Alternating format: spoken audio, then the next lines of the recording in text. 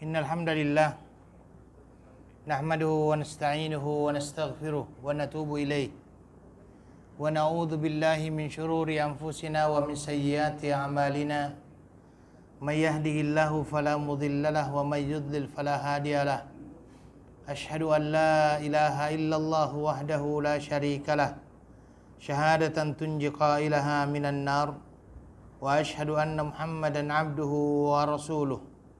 Allahumma salli wa sallim ala nabiyyina Muhammadin wa ala alihi wa ashabihi wa man istanna bi sunnatihi ila yaumiddin, amma ba'd. Ayyuhal ikhwa wal akhwat, assalamualaikum warahmatullahi wabarakatuh. Thumma alamu anna asdaqal hadithi kitabullah wa khairal hadi hadi Muhammadin sallallahu alaihi wasallam wa syarral umuri muhdatsatuha fa inna kulla muhdatsatin bid'ah wa kulla bid'atin dhalalah wa kulla dhalalatin finnar.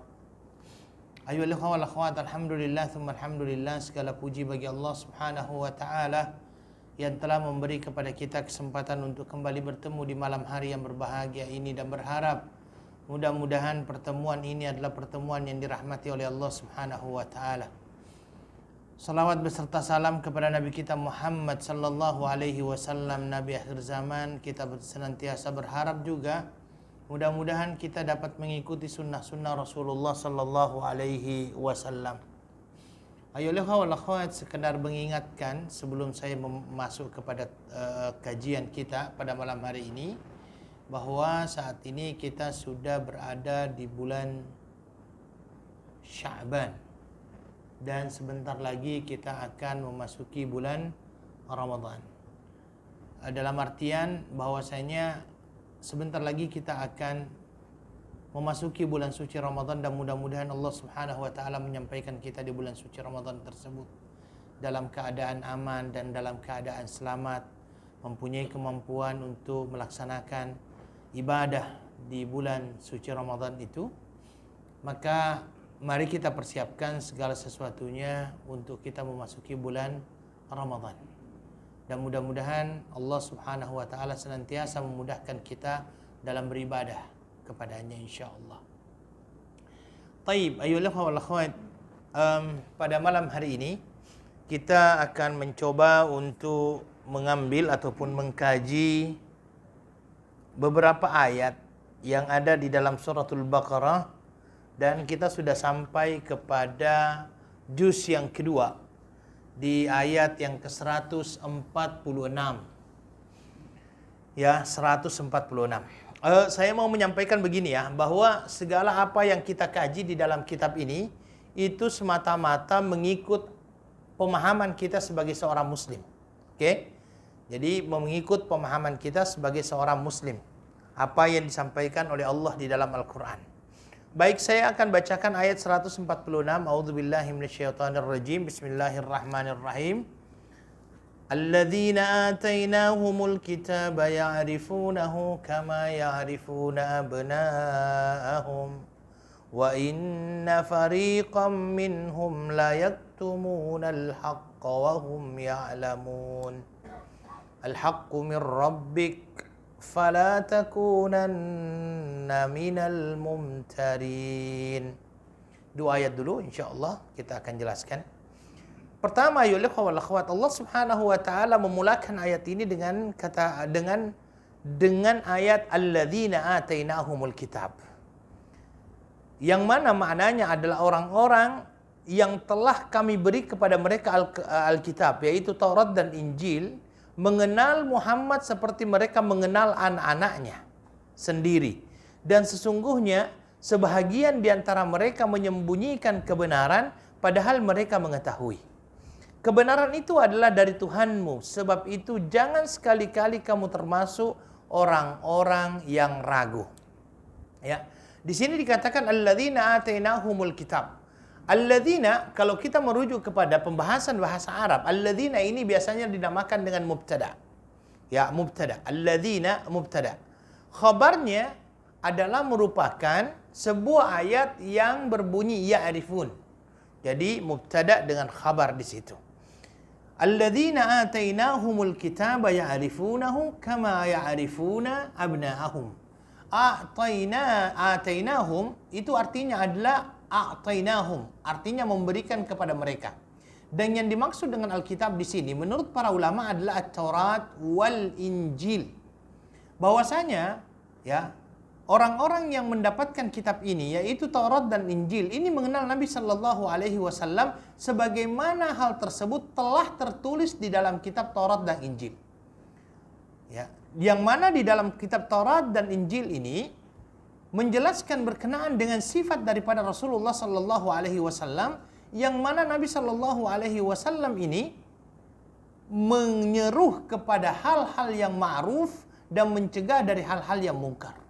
Ya, dan berbagai macam sifat yang Allah Subhanahu wa taala sudah jelaskan di dalam kitab mereka berkenaan dengan sifat daripada Rasulullah sallallahu alaihi wasallam. Makanya di sini di dalam ayat ini dikatakan alladzina atainahumul kitab ya'rifunahu kama ya'rifuna abna'ahum. Pertanyaannya muncul kemudian adalah kenapa Allah Subhanahu wa taala mempergunakan ya'rifun di sini? Ya, ya'rifun ini kalau kita kembali kepada kaidah bahasa Arab ini dinamakan dengan fi'il mudhari', bukan fi'il madhi. Ya, bahwasanya orang-orang yang telah Allah berikan kepada mereka kitab, kemudian Allah katakan ya'rifun. Ya'rifun ini adalah fi'il mudhari'. Fi'il mudhari' itu kalau bahasa Inggrisnya biasanya dinamakan dengan present tense ya. Present tense, yang mana ini adalah merupakan kata kerja yang menunjukkan bahwa hal itu terjadi sekarang dan yang akan datang. Ya, terjadi sekarang dan yang akan datang. Ya, kenapa? Karena sebenarnya mereka mengenal Nabi Shallallahu Alaihi Wasallam bukan pada saat itu saja. Mereka mengenal Nabi Shallallahu Alaihi Wasallam itu akan berterusan.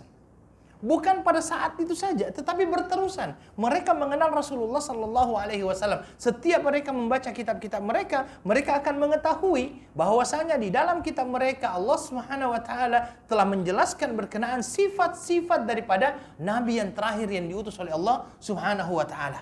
Dan bukan pada saat itu saja, berterusan. Dia akan senantiasa tahu itu. Makanya Allah Subhanahu Wa Taala mempergunakan di dalam ayat ini fi'il mudhari'. Ya, fi'il mudhari'. Ya'rifunahu kama ya'rifuna abna'ahum. Ya, sebagaimana mereka mengenal anak-anak mereka. Ya. Kenapa di sini dikatakan abna? Abna ini adalah bentuk jamak dari kata-kata ibnun. Ibnun itu adalah anak laki-laki. Kenapa anak laki-laki? Bukan anak wanita. Ya, itu kan pertanyaannya mungkin di situ. Kenapa anak laki-laki? Bukan anak wanita. Karena biasanya seorang ayah lebih mengenal anak laki-lakinya dibandingkan anak wanitanya. Dan biasanya anak wanita itu semakin tumbuh semakin sulit dimengerti.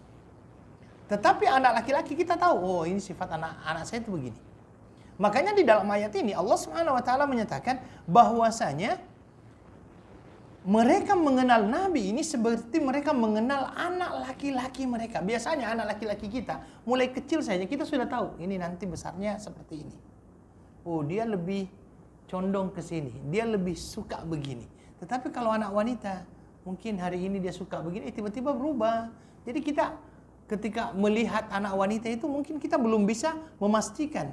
Ya, sehingga di sini Allah pun, Masya Allah, menjelaskannya bahwasanya pengetahuan mereka berkenaan dengan Nabi Shallallahu Alaihi Wasallam itu sama dengan mereka mengenal anak laki-laki mereka. Mereka lebih paham itu. Ya. Kemudian Allah Subhanahu Wa Taala menyatakan wa inna fariqan minhum la yaktumuna al-haq wa hum ya'lamun. Dan sesungguhnya ada sebagian golongan dari mereka yang telah menyembunyikan kebenaran padahal mereka mengetahuinya. Ya, mengetahuinya. Al-haqqu min rabbik fala takunanna minal mumtarin. Kebenaran itu berasal dari Tuhanmu dan janganlah engkau menjadi orang yang ragu-ragu. Ya, di sini ayolah ikhwah ada beberapa pelajaran yang kita bisa ambil. Yang pertama sekali bahwasanya orang-orang yang telah Allah Subhanahu wa taala berikan kitab sebelumnya mengenal Nabi Shallallahu alaihi wasallam dengan pengenalan yang sempurna. Dan itu semuanya tertulis di dalam kitab-kitab mereka. di dalam kitab Taurat dan di dalam kitab Al-Injil. Makanya di dalam Al-Quran Allah Subhanahu wa taala menyatakan alladzina yattabi'una ar-rasula an-nabiyyal ummiyal alladzi yajidunahu maktuban 'indahum fit Taurati wal Injil. Ya, mereka mengikuti rasul nabi yang buta huruf yang mereka dapatkan telah tertulis di dalam kitab-kitab mereka sebelumnya. Sifatnya Nabi itu pun dijelaskan di dalam kitab-kitab sebelumnya. Ya'muruhum bil ma'ruf wa yanhahum 'anil munkar. Mengajak kepada yang ma'ruf, mencegah daripada yang namanya kemungkaran, wa yuhillu lahumul thayyibat. Menghalalkan hal-hal yang baik-baik, wa yuharrimu 'alaihimul khaba'ith. Dan juga mengharamkan hal-hal yang buruk. Itu sudah dijelaskan di dalam kitab-kitab sebelumnya. Makanya ketika Nabi Shallallahu alaihi wasallam turun dari Gua Hira, langsung bertemu dengan siapa? Khadijah radhiyallahu anha. Kemudian Khadijah membawa Rasulullah sallallahu alaihi wasallam kepada anak pamannya yang bernama siapa? Waraqah bin Naufal. Di hadapan Waraqah bin Naufal, dia langsung berkata, "Isma' min ibni akhik." Dengarkan apa yang dikatakan oleh Muhammad di sini. Kemudian Nabi sallallahu alaihi wasallam menceritakan pertemuannya dengan siapa? Dengan malaikat Jibril pertama kali ketika menyampaikan wahyu kepada Rasulullah sallallahu alaihi wasallam. Dia ceritakan. Ketika dia ceritakan, Waraqah bin Naufal langsung membuat satu kesimpulan. Apa kata Waraqah bin Naufal? Innahun namus alladhi unzila ala Musa laitani akunu hayyan hina yukhrijuka qaumuk. Itu adalah an-namus. Itu adalah malaikat Jibril yang juga pernah turun kepada Musa alaihi salatu wassalam. Kemudian dia berkata, "Laitani akunu hayyan hina yukhrijuka qaumuk." Alangkah baiknya kalau seandainya saya hidup ketika kaummu mengusirmu. Nabi heran waktu itu. Kenapa Nabi heran? Selama ini baik-baik saja dia dengan kaumnya. Dan bahkan dia adalah orang yang sangat dicintai oleh kaumnya. Dia dikatakan sebagai seorang al-amin, orang yang terpercaya. Orang kalau mau bepergian, dikarenakan Nabi dianggap bergelar dengan Al-Amin ini, kalau mau bepergian, mereka menyimpan barang-barang mereka kepada Rasul, kepada Nabi sallallahu alaihi wasallam. Mereka menyimpannya kepada Muhammad sallallahu alaihi wasallam karena begitu percayanya dia kepada Rasulullah sallallahu alaihi wasallam. Tetapi ketika dia dengarkan Waraqah bin Naufal berkata bahwasanya dia atau mereka akan mengusirmu wahai Muhammad, makanya Nabi langsung heran. Amukhrijiyahu? Adakah mereka akan mengusirku? Kata Waraqah bin Naufal, tidaklah seseorang diutus oleh Allah kecuali dia akan diusir, diperangi oleh kaumnya.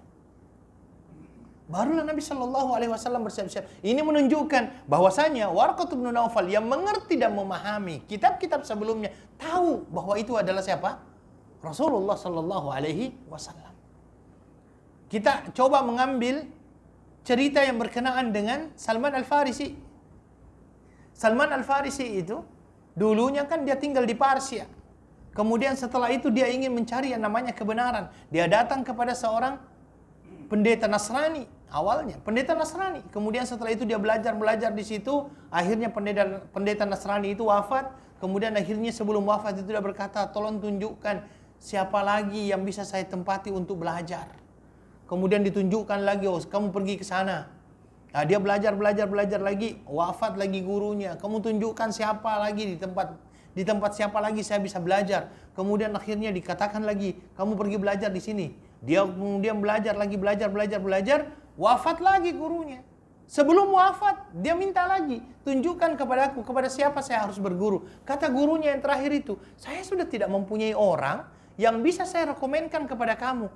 Siapa yang sebagai orang yang bisa kamu tempati untuk belajar?" Itu yang dikatakan oleh guru terakhirnya. Tapi kata dia, akan datang seorang Rasul dari Jazirah Arabia dan dia tunjukkan tempatnya di Madinah.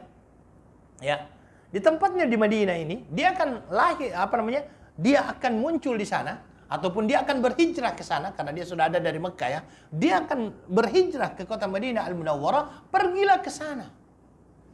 Di akhir hidup gurunya itu dia minta tanda-tandanya bagaimana ini orang ini. Kata dia, yang pertama, di belakangnya itu ada tanda khatamun nabiyyin di belakangnya. Kemudian apalagi tanda-tandanya yang lain yang lebih jelas lah, kata dia. Oke, dia ini tidak makan sedekah, tetapi dia akan menerima hadiah. Nah, itu beberapa tanda-tandanya. Maka akhirnya berangkatlah yang namanya Salman Al-Farisi. Hanya saja Salman Al-Farisi ini ketika dia berangkat, dia tertipu. Yang awalnya dia ingin ikut kepada satu kafilah untuk menuju ke Madinah Al-Munawwarah, ternyata oleh kafilah ini dipergunakan. Bagaimana cara mempergunakannya? Dijadikan dia sebagai hamba sahaya dan dijual. Ya, dijual. Demi untuk mencari kebenaran, akhirnya dia menjadi seorang hamba sahaya yang sepatutnya dia tidak patut untuk menjadi hamba sahaya. Tapi dikarenakan dia dihianati di dalam perjalanan, dia akhirnya menjadi hamba sahaya. Tetapi itu pun dia syukuri, karena kenapa? Itulah yang membawa akhirnya dia sampai ke kota Madinah Al-Munawwarah. Karena dia dibeli oleh seorang warga Madinah yang mempunyai kebun, dan dia dipekerjakan sebagai tukang kebun di situ, di daerah Kuba. Dan pada saat itu dia sudah mendengarkan bahwasanya sebentar lagi ada seorang nabi yang mengaku sebagai nabi yang akan datang ke Madinah berhijrah. Dia tunggu-tunggu itu. Dia tunggu-tunggu. Sampai-sampai di dalam sebuah riwayat itu dikatakan Salman Al-Farisi itu sampai naik di atas pokok kurma hanya untuk melihat kedatangan siapa? Rasulullah sallallahu alaihi wasallam. Hanya ingin melihat kedatangan Rasulullah sallallahu alaihi wasallam, dan Nabi sallallahu alaihi wasallam saat itu disambut dengan begitu gembira. Esoknya betul-betul Salman Al-Farisi ingin membuktikan apa yang disampaikan oleh gurunya di akhir hidupnya itu, bahwasanya ada tanda-tanda kenabian pada diri seorang Rasulullah sallallahu alaihi wasallam. Maka apa yang dia lakukan? Dia sengaja ketika dia bertemu dengan Nabi itu, dia sengaja lihat dari belakang, gitu kan?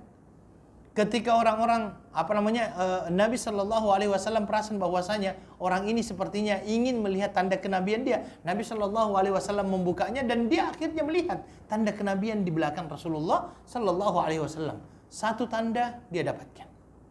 Tidak sampai di situ, karena dia adalah seorang yang menguruskan pokok kurma ini, maka dia sempat meminta kepada tuannya untuk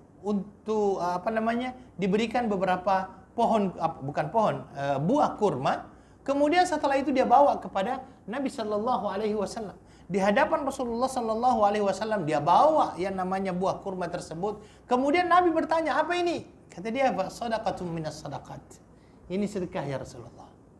Rasulullah Shallallahu Alaihi Wasallam langsung menjauhkan kurma tersebut dan meminta kepada sahabat-sahabatnya untuk memakannya. Silahkan dimakan. Dua, bahwa dia tidak memakan sedekah. Ya. Kemudian yang besoknya lagi dia bawa lagi kurma. Dibawa lagi kurma, kemudian setelah itu dia berikan lagi kepada Nabi Shallallahu Alaihi Wasallam. Nabi bertanya lagi, ini apa? Kata dia, hadiah. Nabi baru makan dengan kata-kata hadiah tersebut. Maka tiga-tiga tanda yang disampaikan oleh gurunya sebelum gurunya itu wafat ada di dalam diri Rasulullah Shallallahu Alaihi Wasallam, dan akhirnya dia beriman. Itu adalah Salman Al-Farisi. Apa yang kita bisa ambil dari pelajaran tersebut? Bahwasanya guru daripada Imam Salman Al-Farisi ini mengetahui berkenaan dengan siapa? Rasulullah sallallahu alaihi wasallam. Makanya dikatakan alladzina atainahumul kitaba ya'rifunahum kama ya'rifuna abna'ahum. Mereka paham, mereka tahu siapa Rasulullah sallallahu alaihi wasallam. Mereka mengenal Nabi sallallahu alaihi wasallam. Maka itulah ketika ada sekelompok kaum Quraisy datang di hadapan Heraklius. Ya, Heraklius raja Romawi waktu itu. Kemudian dia bertanya, apa yang dibawa oleh orang yang mengaku sebagai nabi ini? Disampaikan kepada dia, Heraklius tahu. Begitu juga ketika akhirnya kaum muslimin melakukan hijrah ke Habasyah. Raja Habasyah waktu itu, siapa lagi namanya? Najasyi. Raja Najasyi waktu itu, ketika disampaikan kepada dia berkenaan dengan sifat-sifat Rasulullah, dia langsung tahu bahwa itu adalah sesuatu yang memang sudah tertulis di dalam kitabnya sebelumnya. Makanya di dalam ayat ini dikatakan, alladzina atainahumul kitaba ya'rifunahum kama ya'rifuna abna'ahum. Kemudian pelajaran yang kedua yang bisa kita ambil di dalam ayat ini adalah apa? Ya, bahwasanya di dalam Al-Quran, ketika Allah membahasakan sesuatu, kita lihat bagaimana keindahan lafaz Al-Quran ketika dia membincangkan berkenaan dengan satu kelompok. Di situ Allah Subhanahu wa taala tidak menyatakan bahwa semuanya mereka yang mengenal Nabi ini, yang ingkar kepada Nabi ini, semua golongan tersebut, tidak. Makanya di dalam ayat itu dikatakan wa inna fariqan minhum, sebagian golongan dari mereka, karena memang tidak semua daripada mereka menyembunyikan kebenaran. Di antara mereka ada orang yang mengikut kebenaran. Termasuk di antaranya Waraqah bin Naufal tadi. Ketika Waraqah bin Naufal mengetahui bahwa dia adalah Nabi, dia langsung beriman kepada Nabi Sallallahu Alaihi Wasallam. Maka di sini Al-Quran menjelaskan bahwasanya tidak semua orang itu adalah orang-orang yang ingkar dengan apa yang mereka dapatkan di dalam kitab-kitab mereka sebelumnya. Di antara mereka ada yang beriman kepada Rasulullah Sallallahu Alaihi Wasallam. Di antaranya adalah An-Najasyi. An-Najasyi kan beriman, yang pada akhirnya Nabi Sallallahu Alaihi Wasallam salati dia dengan salat ghaib. Abdullah bin Salam adalah seorang Yahudi yang juga beriman kepada Rasulullah Sallallahu Alaihi Wasallam. Mereka adalah orang-orang yang tidak menyembunyikan yang namanya kebenaran. Dan yang terakhir yang kita bisa ambil di sini adalah apa? Bahwasanya Allah Subhanahu wa taala menjelaskan kepada kita berkenaan dengan betapa buruknya orang-orang yang tahu kebenaran tetapi menyembunyikan kebenaran. Tahu kebenaran tapi menyembunyikan kebenaran. Mudah-mudahan Allah Subhanahu wa taala menghindarkan kita daripada sifat seperti itu. Sekarang kalau pertanyaannya, kira-kira dari kalangan kaum muslimin ada nggak orang yang mempunyai sifat seperti itu? Ada juga. Kalau seandainya dia tahu kebenaran, hanya dikarenakan dia takut kalau seandainya ditinggalkan jemaahnya, terpaksa dia memberikan hal-hal yang berbeda dengan apa yang dia tahu, bisa saja masuk dalam kategori ini. Menyembunyikan kebenaran hanya untuk mempertahankan jemaahnya misalnya. Ada. Makanya di sini dikatakan, wa inna fariqam minhum la yaktumunal haqqa wa hum ya'lamun.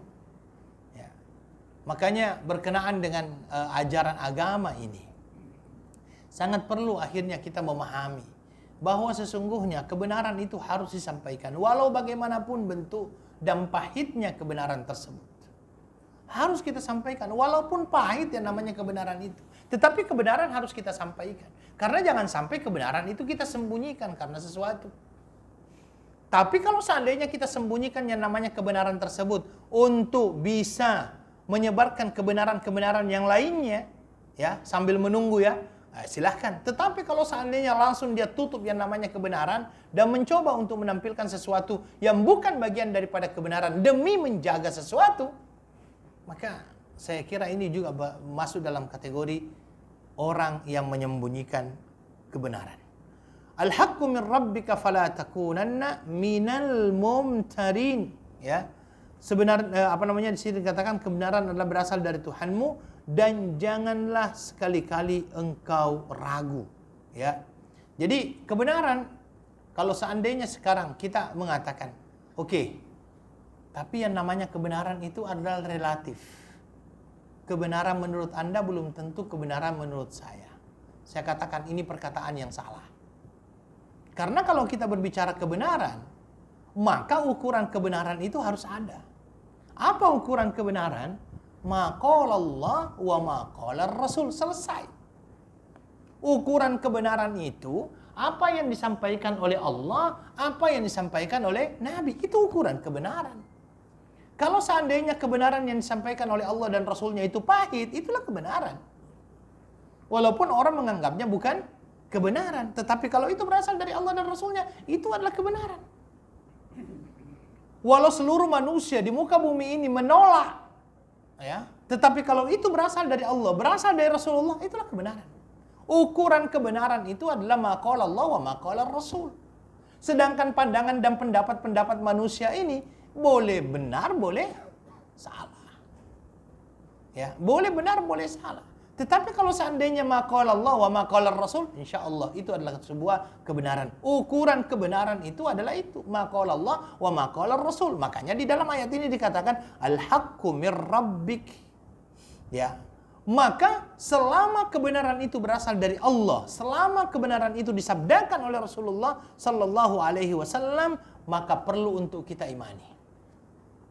Perlu untuk kita yakini. Jangan sampai ada keraguan di dalam diri kita. Dan dari itulah dari awal memang Allah Subhanahu wa taala sudah jelaskan di dalam suratul Baqarah, apa kata Allah? Dzalikal kitabu la raiba fi. Itulah kitab. Jangan ragu dengan kitab itu. Jangan ragu sekali-kali dengan kitab tersebut. Dzalikal kitabu la raiba fi, karena memang di dalamnya tidak ada keraguan. Apa yang ada di dalamnya adalah sebuah kebenaran. Karena itu tadi, al-haqqu min rabbik, karena kebenaran itu berasal dari Tuhanmu. Ukuran kebenaran adalah maqala Allah wa maqala Rasul. Makanya ada ungkapan yang mengatakan, jangan ikut manusia, tapi ikutlah kebenaran, maka engkau akan tahu siapa manusia yang benar. Jangan mengikut manusianya, karena manusia itu bisa berubah. Jangan ikut manusia, jangan ikut saya, jangan ikut siapa saya, tidak. Ikuti kebenaran, maka kita akan tahu siapa orang-orang yang benar. Kalau kita mengikut manusia, belum tentu dia benar. Tapi kalau kita mengikut kebenaran, maka yang kita akan dapatkan adalah orang-orang yang benar. Karena orang-orang yang benar akan ikut kebenaran. Tapi kebenaran tidak mengikut orang. Orang yang akan mengikut yang namanya kebenaran untuk menjadi orang yang benar. Untuk menjadi orang benar seperti itu. Ya, ikuti kebenaran, maka engkau akan mengetahui siapa orang-orang yang benar. Jangan mengikut orangnya. Orang itu belum tentu benarnya. Karena siapa tahu dia tidak ikut yang namanya kebenaran. Al-haqqu min rabbika fala takunanna minal mumtarin. Kemudian yang kedua, yang kita ambil di dalam ayat selanjutnya itu al-haqqu min rabbika fala takunanna minal mumtarin. Bahwa semua yang bertentangan dengan Al-Qur'an dan sunnah Nabi sallallahu alaihi wasallam, maka itu adalah lawan daripada kebenaran. Apa lawan kebenaran? Apa kira-kira lawan kebenaran? Kebatilan. Ya. Lawan daripada kebenaran adalah kebatilan. Dari sini kita bisa mengambil kesimpulan bahwa semua yang berbeda dari apa yang disampaikan oleh Allah, semua yang bertentangan dengan apa yang disabdakan oleh Nabi sallallahu alaihi wasallam, maka dia masuk dalam kategori kebatilan. Dan itu disampaikan oleh Allah Subhanahu wa taala di dalam Al-Qur'an, "Famadza ba'dal haqqi illa dhalal." Famadza ba'dal haqq illa dhalal. Fa'anna yusraf wa fa'anna tusrafun. Apalagi setelah adanya yang namanya kebenaran. Kalau seandainya kalian tidak ikut kebenaran ini, maka yang kalian akan ikuti adalah kesesatan. Itu yang disampaikan oleh Allah Subhanahu wa taala. Dan di dalam ayat ini adalah merupakan sebuah hiburan kepada Rasulullah sallallahu alaihi wasallam, sekaligus penguat untuk Nabi sallallahu alaihi wasallam. Bagaimana dia bisa menjadi penguat? Ya, Nabi sallallahu alaihi wasallam dikuatkan oleh Allah, dihibur oleh Allah bahwa sesungguhnya wahai Muhammad, kalaupun seandainya orang-orang mengingkarimu, padahal engkau berada di atas kebenaran tersebut, maka ketahuilah bahwa sesungguhnya mereka telah menyembunyikan kebenaran itu. Engkau sudah berjalan di atas kebenaran, orang-orang tidak mau ikut. Tidak mau ikutnya mereka itu, wahai Muhammad, bukan dikarenakan mereka tidak tahu kebenaran. Mereka tahu kebenaran, tapi mereka menyembunyikan kebenaran. Kalau sudah seperti itu, wahai Muhammad, selesai tugasmu. Tugasmu menyampaikan. Mereka sudah tahu bahwa kamu benar, tapi mereka tahu, mereka ikut atau tidak? Tidak ikut. Kenapa mereka tidak ikut? Karena mereka menyembunyikan kebenaran. Tugasmu selesai. Tugasmu adalah menyampaikan. Berkenaan mereka mau menerima atau tidak, siapa yang punya tugas? Allah. Ini hiburan kepada Rasulullah sallallahu alaihi wasallam. Hiburan kepada Rasulullah sallallahu alaihi wasallam. Ini Al-haqqu min rabbik fala takunanna minal mumtarin. Ya, janganlah engkau termasuk orang-orang yang ragu terhadap apa yang ada di dalam kebenaran tersebut. Kemudian ayyuhal akhwat, kita akan baca ayat selanjutnya. A'udzubillahi minasyaitonirrajim. Bismillahirrahmanirrahim. Walikulli wijhatun huwa muwalliha fastabiqul khairat aynama takunu ya'ti bikumullahu jami'a innallaha ala kulli syai'in qadir. Di situ dikatakan walikulli wijhatun, dan bagi tiap-tiap umat ada kiblatnya sendiri yang ia menghadap kepadanya, maka berlomba-lombalah kamu dalam berbuat kebaikan. Di mana saja kamu berada, pasti Allah akan mengumpulkan kamu sekalian pada hari kiamat. Sesungguhnya Allah Maha Kuasa atas segala sesuatu. Di dalam ayat ini Allah menyatakan walikulli wijhatun huwa muwalliha. Yang pertama, kata-kata al-wijhah. Al-wijhah kita juga kenal di dalam bahasa Arab ada kata-kata al-wajh. Apa artinya al-wajh? Wajah, ya. Jadi al-wajh itu sudah masuk ke dalam bahasa Melayu sebenarnya. Al-wajh, wajah. Ya, dan kalau kita mau lihat sebenarnya bahasa Melayu ini banyak menyerap dari bahasa Arab, ya. Arnab, apa lagi? Soal. Makanya di Indonesia itu pernah ada usulan, ya. Usulannya adalah, kan Indonesia itu sertifikat biasanya dipanggilnya ijazah. Ijazah, saya kira ijazah juga di sini sama, ya. Ijazah. Dikatakan bahwasanya jangan pakai ijazah. Karena kenapa? Ijazah ini bahasa Arab.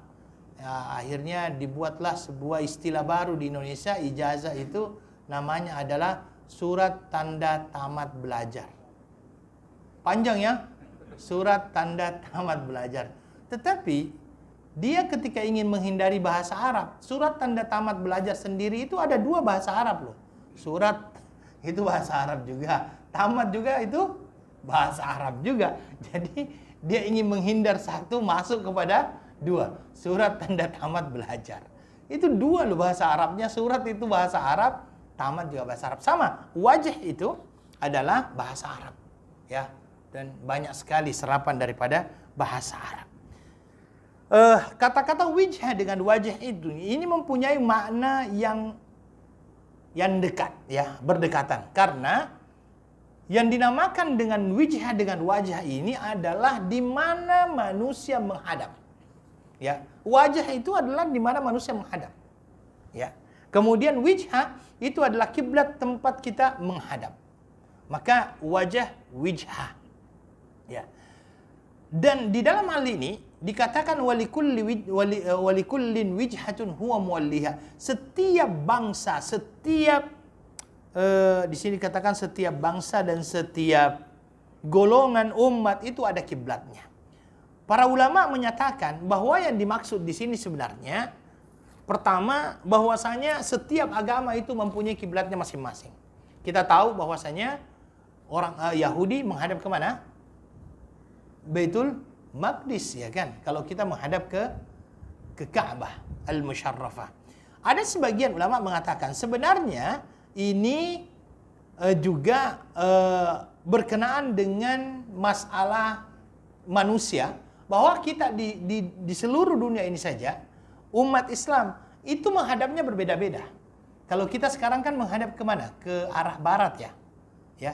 Tetapi orang-orang yang berada di daerah sana otomatis menghadapnya ke timur, ada yang menghadap ke utara, ada yang menghadap ke selatan. Jadi di sini maksud daripada walikulli wijhatun huwa muwalliha, bahwa setiap bangsa itu yang mempunyai tempatnya untuk menghadap masing-masing. Kalau sekarang ya kita otomatis menghadap ke barat, ya. Kita pun saja di sini berbeda-beda antara yang tinggal di Jawa, di Sumatera dengan sini, otomatis ada perbedaan, Ini walikulli wijhatun huwa muwalliha. Di antara ulama ada yang mengatakan bahwa makna dari wijhah di sini adalah profesi. Bahwa setiap manusia itu mempunyai profesinya masing-masing. Di dalam kita di dalam kita kehidupan kita di muka bumi ini, kita itu mempunyai profesi yang berbeda-beda. Ada yang menjadi seorang pedagang, ada yang menjadi seorang staf, ada yang menjadi seorang petani, ada yang menjadi seorang nelayan. Ini semuanya adalah merupakan bentuk daripada wijhah. Ya, bahwa semua orang mempunyai amalannya masing-masing, semua orang mempunyai profesinya masing-masing, ya, dan lain sebagainya. Huwa muwalliha. Kata-kata muwalliha di sini ada dua cara membacanya. Yang pertama boleh dibaca muwalliha seperti di sini, ya. Walikulli wijhatun huwa muwalliha. Ini boleh dibaca begitu. Kemudian boleh juga dibaca muwallaha. Jadi kalau ada misalnya Anda mendengarkan orang membaca walikulli wijhatun huwa muwallaha, itu juga termasuk qiraah yang diperbolehkan, ya. Jadi dia boleh muwalliha, dia boleh muwallaha, ya. Muwalliha dengan muwallaha. Fastabiqul khairat, maka berlomba-lombalah untuk melakukan yang namanya kebaikan. Ainama takunu ya'ti bikumullahu jami'a. Dimanapun kalian berada, ya, Allah pasti akan mengumpulkan kamu sekalian pada hari kiamat. Ya, dan itu adalah hal yang memang wajib kita yakini, bahwa suatu hari nanti kita pasti akan dikumpulkan oleh Allah Subhanahu wa taala di sebuah tempat yang bernama pada mahsyar. Ya, pada mahsyar, kalau kita berbicara berkenaan dengan hari kiamat, kita akan tahu bahwasanya di dalam kejadian hari kiamat itu ada yang dinamakan dengan an-nafkhatu fis-sur. An-nafkhatu fis-sur itu artinya apa? Tiupan sangkakala. Ya, tiupan sangkakala itu akan dibunyikan berapa kali? 2 kali. Yang pertama itu akan mematikan seluruh makhluk yang ada di muka bumi ini. Ya, ini yang pertama. Kemudian yang kedua itu adalah tiupan yang akan menghidupkan semuanya. Mereka akan dibangkitkan dari tempat di mana mereka sebelumnya dimatikan oleh Allah Subhanahu wa taala. Ya, semuanya akan dibangkitkan.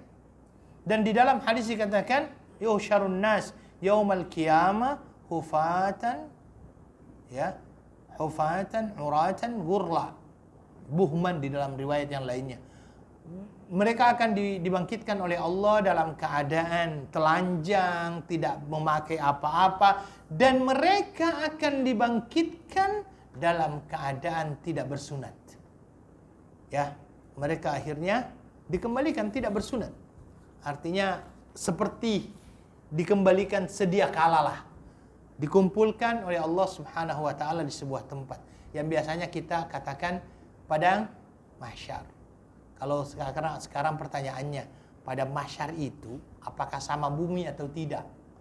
Ya, sebagian ulama memang ada yang mengatakan sama bumi, ya, sama buminya, tapi cuma dimodifikasi sedikit oleh Allah. Jadi waktu itu sudah tidak ada lagi yang namanya gunung, tidak ada lagi yang namanya gunung, tidak ada lagi yang namanya laut, tidak ada lagi semuanya. Jadi hamparan luas begitu saja. Yaitu pendapat yang pertama, tetapi pendapat yang kedua mengatakan berbeza. Itu adalah bumi lain, sebagaimana di dalam surah Ibrahim yang dikatakan yauma tubaddalul ardu ghairal ardi was samawat wa barazu lillahil wahidil qahhar. Pada hari itu kami ganti bumi dengan bumi yang lain. Ya, jadi bumi pada hari kiamat itu adalah bumi yang lain, bukan bumi yang kita tempati saat ini. Ini menurut para ulama. Ya, jadi mereka akan dikumpulkan. Makanya di dalam ayat ini dikatakan fastabiqul khairat ainama takunu ya'ti bikumullahu jami'a. Allah Subhanahu wa taala akan mengumpulkan kalian. Ada yang meninggal misalnya di daratan, dia akan dimuncul dari daratan. Kalau dari lautan, bahar, muncul juga. Kalau seandainya ada yang dimakan misalnya binatang buas, akan dibangkitkan juga oleh Allah Subhanahu wa taala. Kalau ada yang meninggal di manalah misalnya, akan didatangkan oleh Allah Subhanahu wa taala. Ya. Innallaha ala kulli syai'in qadir. Sesungguhnya Allah, ya, Maha kuasa atas segala sesuatu. Taib, ayyuhal ikhwah wal akhwat. Ada beberapa pelajaran yang bisa kita ambil di dalam ayat ini. Yang pertama sekali adalah bahwasanya umat-umat mempunyai manhaj dan cara-cara yang berbeda-beda. Ya. Cara-cara ibadah yang berbeda-beda. Agama-agama yang lain, ya, syariat-syariat sebelum Nabi SAW itu mempunyai syariat yang berbeda-beda. Cara ibadahnya berbeda-beda. Tetapi aslinya adalah mereka tunduk dan patuh kepada Allah Subhanahu wa Ta'ala. Oke, ini yang pertama. Kemudian yang kedua, manusia wajib untuk mengikuti yang namanya kebenaran dimanapun mereka berada. Dan yang dinamakan kebenaran itu bukan dilihat dengan banyaknya pengikut. Ya, kalau kita mengatakan bahwasanya yang dinamakan kebenaran itu dilihat dari banyaknya pengikut, tidak sama sekali. Kebenaran tidak bisa dilihat dari banyaknya pengikut. Kebenaran tetap kebenaran walaupun diikuti oleh satu orang. Oke? Kebenaran tetap kebenaran walaupun diikuti oleh satu orang. Maka di sini Allah Subhanahu wa Ta'ala menyuruh dan memerintahkan kepada kita apa? Mari manusia hendaklah fastabiqul khairat. Fastabiqul khairat artinya berlomba-lomba dalam kebaikan. Yang dikatakan tadi itu bahwa manusia mempunyai pekerjaan yang berbeda-beda, mempunyai cara hidup yang berbeda-beda, manhaj yang berbeda-beda. Perbedaan-perbedaan yang ada ini, ya, jangan sampai menjadikan mereka akhirnya tidak berlomba-lomba untuk melakukan yang namanya kebaikan. Karena kebaikan itu harus senantiasa kita percepat. Dan begini, berkenaan dengan masalah berlomba-lomba dengan yang namanya kebaikan. Ketika ada satu pintu kebaikan berada di hadapan kita untuk kita bisa masuki, jangan tunda untuk memasukinya. Kenapa? Karena biasanya ketika kita menunda untuk memasuki sebuah kebaikan, yang terjadi setelahnya adalah orang itu tidak jadi. Kebanyakannya seperti itu. Kalau seandainya ada orang yang dibukakan oleh Allah pintu kebaikan di hadapannya, kemudian dia mempunyai niat untuk melakukan kebaikan tersebut, jangan berhenti. Langsung laksanakan. Kenapa? Karena biasanya orang kalau seandainya mempunyai kemudian menunda, biasanya tidak jadi. Biasanya tidak jadi. Ini sama seperti orang yang pergi ke Batam, dia sudah buat perincian. Belanja di Nagoya sekian, untuk anak yatim sekian, untuk anak fakir sekian, untuk anak dhaif sekian. Sampai di Nagoya uang habis, nanti dululah untuk anak yatim. Makanya saya katakan, kalau mempunyai satu keinginan, laksanakan selama itu adalah merupakan kebaikan. Jangan tunda. Karena biasanya orang yang menunda ini malah tidak jadi. Malah tidak jadi. Antum ketika bangun misalnya pukul 5, bangun. Pakai alarm kan. Bangun. Kalau sekali Anda mengatakan, nanti dululah masih pukul 5. Sekarang kan subuh pukul berapa kan? 5.58 kan? Atau 5 berapa? 57. 5.57. Oh, masih lama ini. Tidur dululah. Biasanya sih tidak jadi itu. Ya, tidak jadi itu cita-cita itu.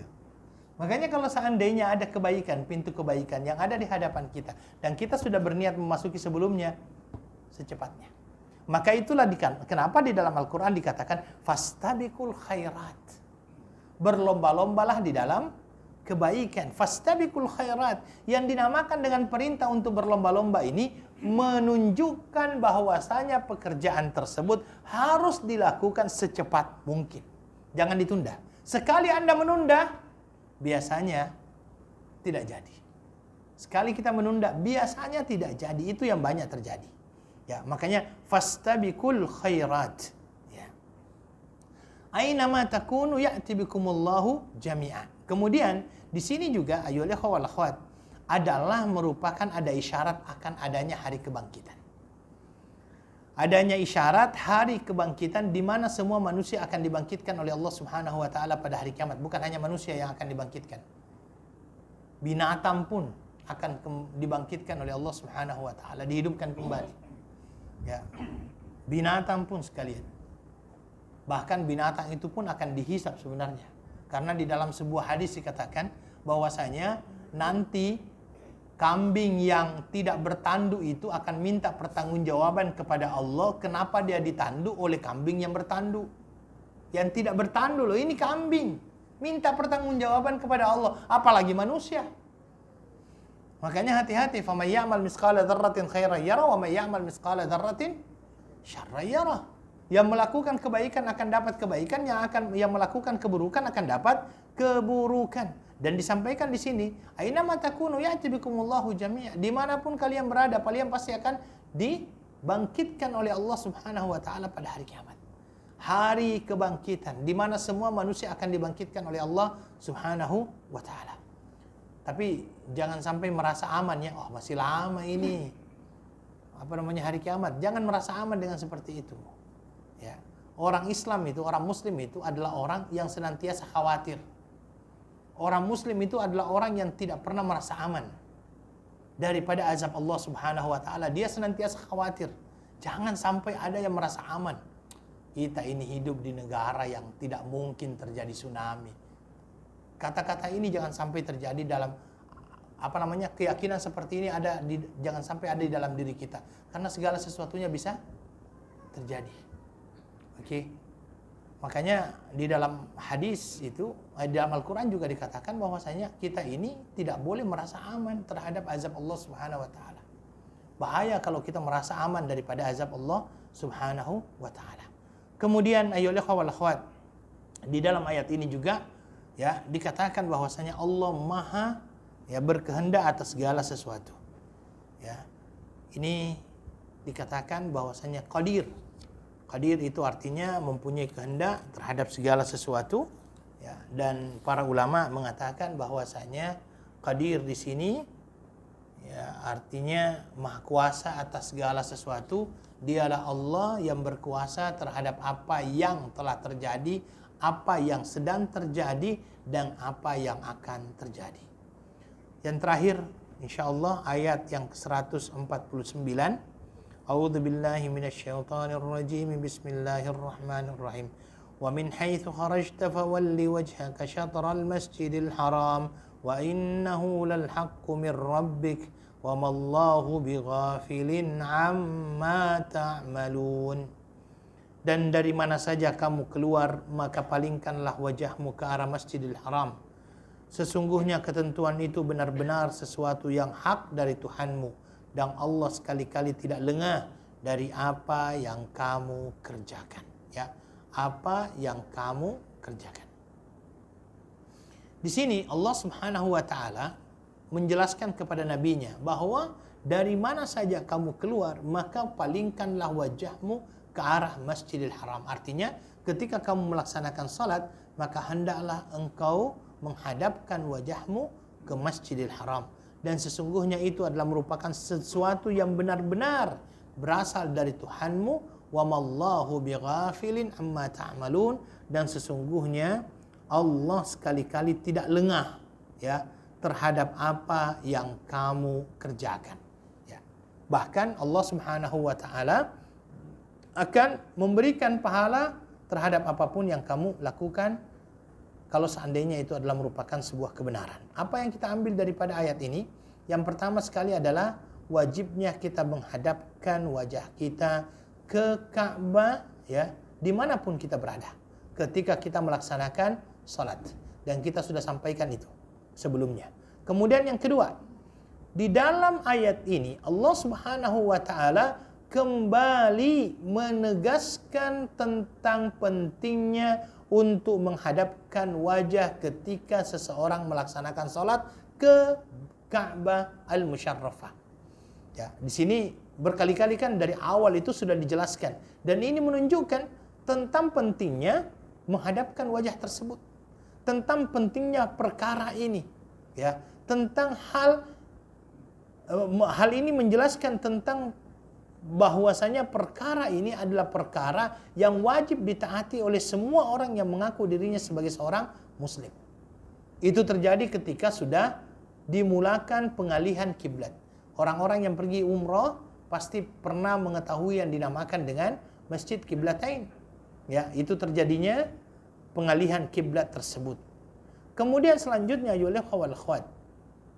Di sini juga Allah Subhanahu wa taala menegaskan berkenaan dengan kehormatan Al-Masjidil Haram.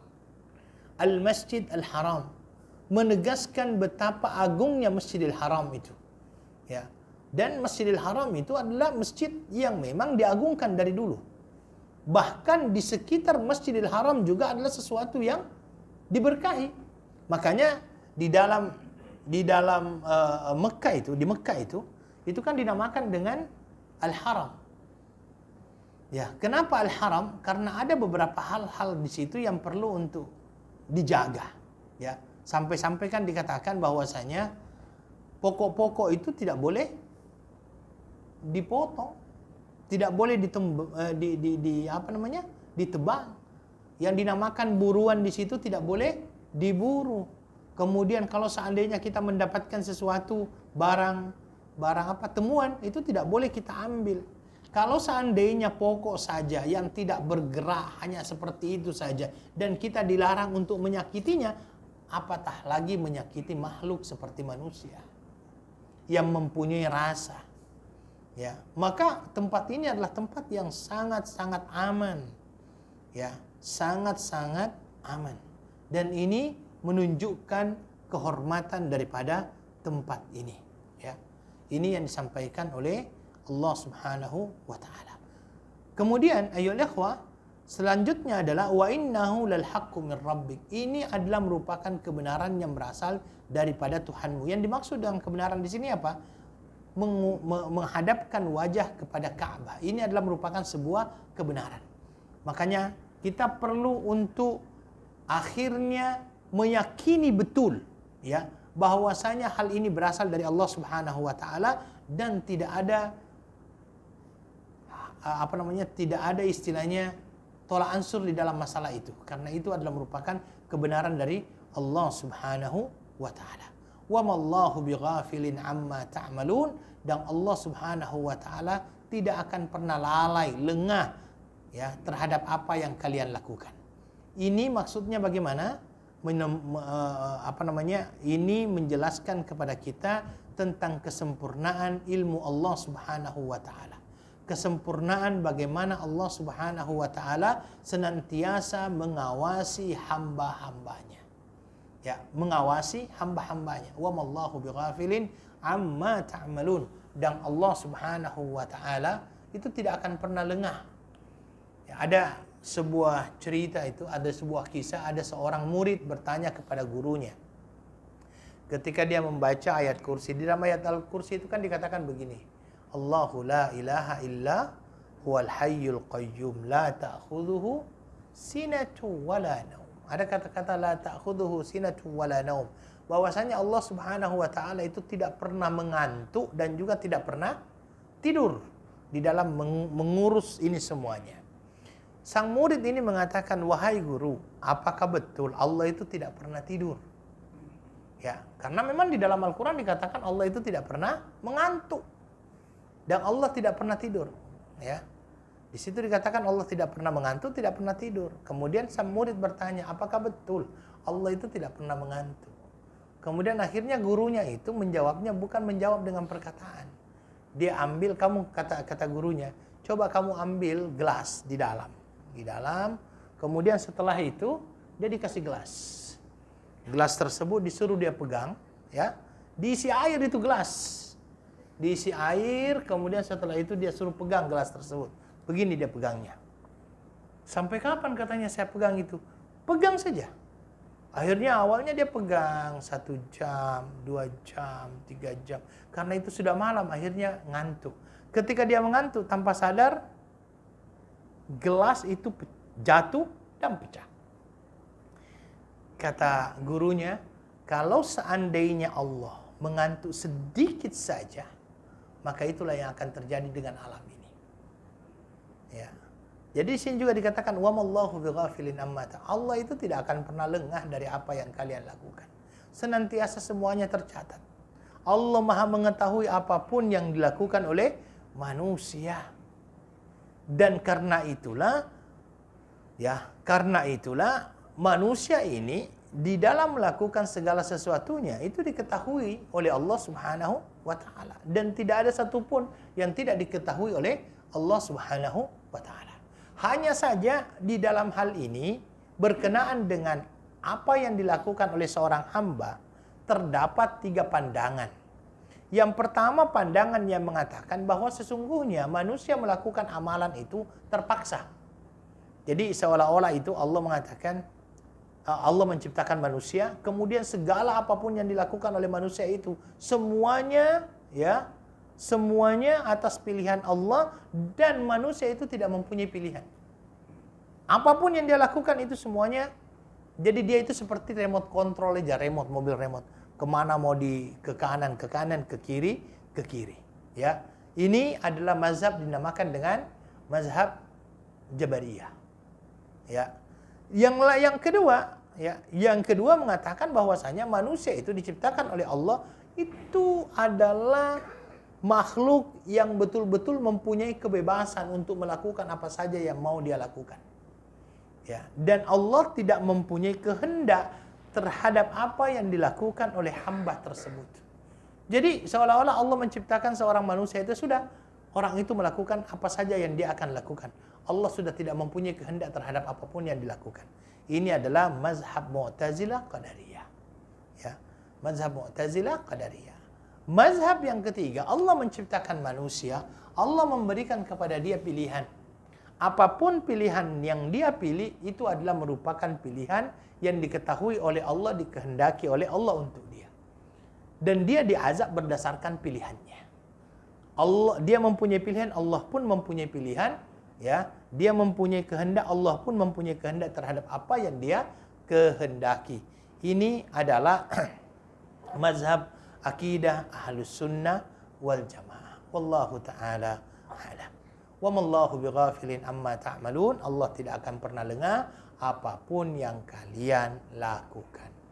Saya kira itu yang bisa kami sampaikan pada malam hari ini. Mudah-mudahan bisa bermanfaat bagi kita semuanya. Saya akhiri dengan doa kafaratul majlis. Subhanakallahumma bihamdika asyhadu an la ilaha illa anta astaghfiruka wa atubu ilaik wa akhiru da'wana alhamdulillahi rabbil alamin. Wassalamualaikum warahmatullahi wabarakatuh.